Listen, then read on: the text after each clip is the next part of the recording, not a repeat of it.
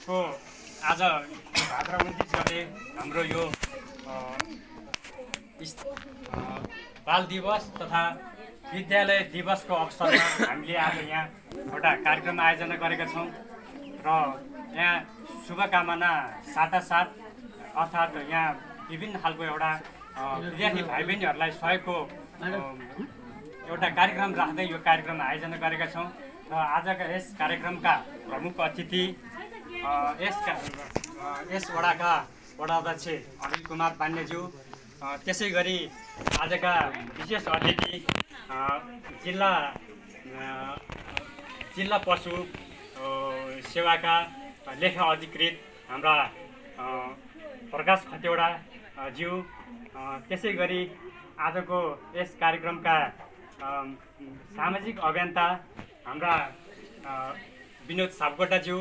त्यसै गरी सोम पाण्डेज्यू र हाम्रो यस विद्यालयमा आज विशेष सहयोगको लागि यहाँ आफ्नो सहयोगी मनलाई चाहिँ नि एउटा सहयोगको अपेक्षा सहयोग गर्नको निमित्त एउटा आफ्नो मनलाई चाहिँ नि जुन उजागर गर्नुभएको छ उहाँका आजका विशेष अतिथि हाम्रा प्रदीप पौडेल भाइलाई पनि म धन्यवाद दिन चाहन्छु र यसै गरी आजका यस हाम्रा व्यवस्थापन समितिका